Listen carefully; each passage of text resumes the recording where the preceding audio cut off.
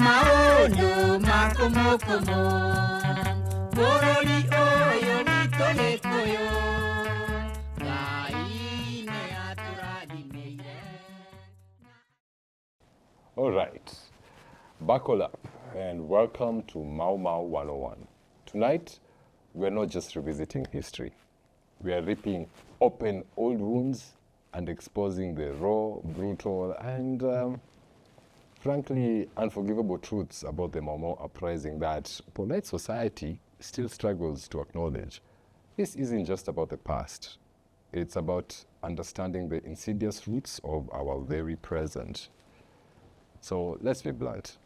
The British colonial project in Kenya wasn't just about civilizing or developing, It was a brazen land heist, plain and simple.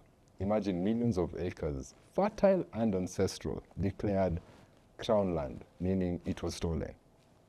The indigenous population, particularly the Kikuyu, was squeezed into overcrowded, impoverished reserves, forced to labor on their own stolen land for pittance. And this wasn't some minor injustice. It was the original sin, laying the groundwork for every conflict that followed, including the Mau Mau uprising, and arguably the land grievances that plague us today. I swear before God, before this sacred forest, and before my eyes. I swear before God. So you've heard of the Mau Mau oaths, often portrayed as barbaric, savage rituals. But let's flip that. These oaths were a desperate, visceral response to systemic oppression. They weren't just about loyalty. They were a profound act of psychological warfare against a dehumanizing system. Some details are truly disturbing, deliberately designed to forge an unbreakable and often terrifying bond among the members. Were they violent? Yes. But the violence of the oath was more or less a mirror, reflecting the violence inflicted upon the people. And for the colonial regime, it was a propaganda goldmine, used to paint the entire population as subhuman monsters. So the story of the Mau Mau isn't just about men in the forest. It's about the wives, mothers, and children who bore the brunt of the colonial retribution. They formed the unseen backbone of the resistance, risking everything to supply food, intelligence, and sanctuary. And when they were caught, their suffering was deliberately amplified. Women in particular faced unimaginable sexual violence and degradation in those same detention camps, often used as a tool of psychological torture against their men/husbands. This systemic feminized violence is a chapter deliberately suppressed, but its scars run very, very deep. Okay, so let's forget isolated incidents for 1 minute. Did you know the British implemented a pipeline of detention camps? Yeah? A vast, meticulous, organized system of torture and rehabilitation designed to break the will of an entire ethnic group. Tens of thousands were interned. Reports now declassify details, horrors that defy belief. Forced starvation, brutal beatings, electric shock, being burned with cigarettes, and yes, systemic castration of men to cure them of the Mau Mau disease.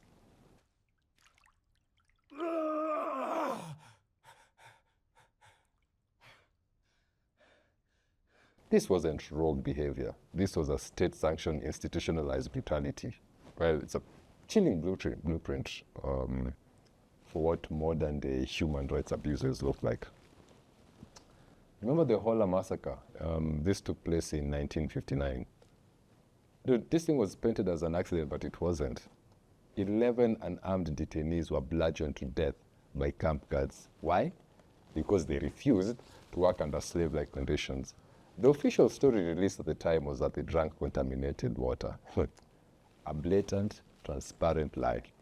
This wasn't just a cover-up. It was a deliberate attempt to erase the truth of a calculated murder. This incident should be taught in every history class as a prime example of colonial barbarity and official deception. We sometimes hear about white individuals in Britain or Kenya who sympathize with the African cause, but let's ask the uncomfortable question. Was it genuine anti-colonialism, or was it a calculated PR move by a system increasingly under global scrutiny? While some individuals undoubtedly acted with integrity, the broader narrative of sympathy often overshadowed the complicity of the wider white community and the fact that such voices were largely ignored until the empire's grip was already loosening.